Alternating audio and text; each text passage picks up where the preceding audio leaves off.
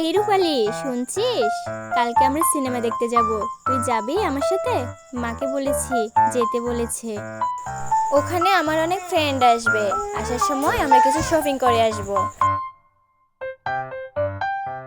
আচ্ছা, তুই যাইলে আমিও যাব তাহলে। আমরা অনেক মজা করব। আমিও কিছু জিনিস কিনবো। ওই দেখ, কে যাচ্ছে। বোন বলে পরিচয় দিতেও ঘৃণা লাগে। এই শুন, এদিকে আয়।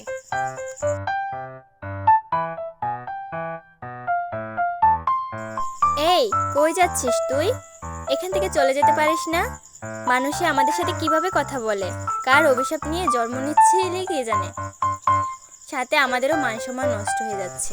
বোনেরা আমার, এত অহংকার করো না তোমরা। অহংকার পতনের মূল। তোমরা একদিন তোমাদের ভুল বুঝতে পারবে, তখন আফসোস করবে। আমি যাচ্ছি, তোমরা থাকো। আমার অনেক কাজ পড়ে আছে, এসব তো আমার করতে হবে। তোমরা তো আমাকে বোন নয়, কাজের লোক মনে করো। আহ, বাপ কত তার, দেখলে মনে হয় একেবারে রূপসী। এই শোন, রান্না বান্না শেষ করে নিবি। কিছু থালা বাসন অপরিষ্কার আছে, এগুলো পরিষ্কার করে নিবি। আমার মেয়েদের জন্য খাবার রেডি করে রাখবি। ওরা সিনেমা দেখে এসে যেতে খাবার খেতে পারে। আর শোন, লাড়কি শেষ হয়ে গেছে, বাগানে গিয়ে লাড়কি নিয়ে আসবি। আচ্ছা মা, তুমি চিন্তা করো না, আমি সব রেডি করে রাখবো।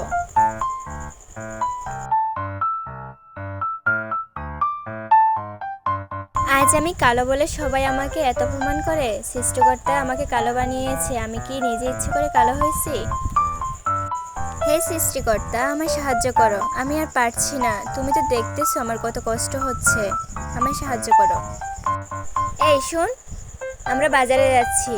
আমাদের জন্য খাবার রেডি করে রাখবি। আর আমাদের কাপড় কিছু আছে, এগুলো ধুয়ে পরিষ্কার করে রাখবি।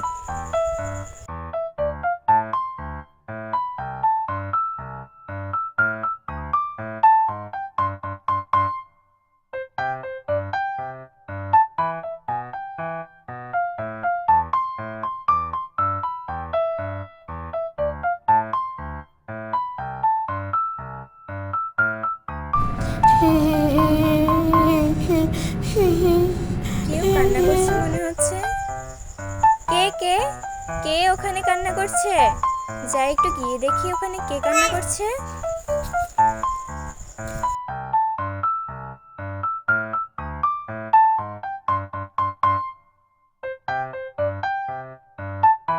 কি হয়েছে তোমার ঠাকুরমা? তুমি কান্না করছো কেন? আমি কি তোমার কোনো সাহায্য করতে পারি? আমায় বলো, কি হয়েছে তোমার? আমার খুব খিদে লেগেছে মা, আমারে কিছু খাবার দিতে পারবা? আমার খুব খিদে লেগেছে। ঠিক আছে ঠাকুমা, এটা তুমি নাও, এটা খাও। এটা আমি গাছ থেকে পেড়ে এনেছি, এই আপেলটা তুমি খেতে পারো। এটা তুমি খেয়ে দেখো। তোমার উপরে আমি খুবই কৃতজ্ঞ মা। আমার ক্ষুধা মিটে গেছে। তোমার মনটা বিশাল বড়। তুমি তোমার কোনো ইচ্ছে প্রকাশ করতে পারো, আমি সাহায্য করবো তোমার। এরপরে সোনালি তার ঠাকুরমাকে তার মনের সব দুঃখ খুলে বলে, এবং সে যে কালো সাপে তাকে অবহেলা করে সেসবও বলে।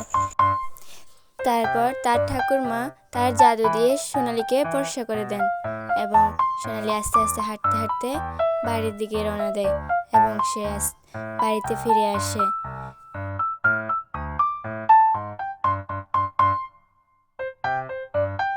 ফিরে আসলে তার চোখের সামনে তার বোনেরা এবং তার বাবার সামনে পড়ে।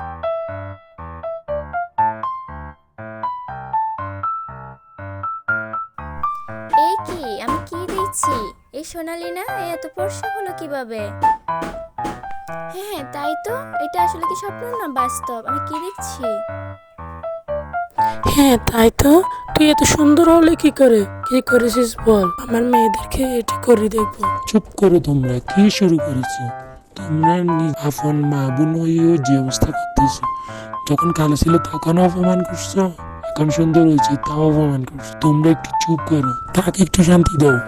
এরপর সোনালি রাস্তা দিয়ে আসার সময় সব ঘটনা খুলে বলে, এবং ঠাকুরমা তাকে জাদু দিয়ে স্পর্শ করে দেয়, সে সব কথাও বলে। এরপর এগুলো শোনার পরে তারা সবাই আফসোস করে, এবং তারা তাদের সব ভুল বুঝতে পারে। ওর কাছ থেকে সবাই ক্ষমা চেয়ে নেয়।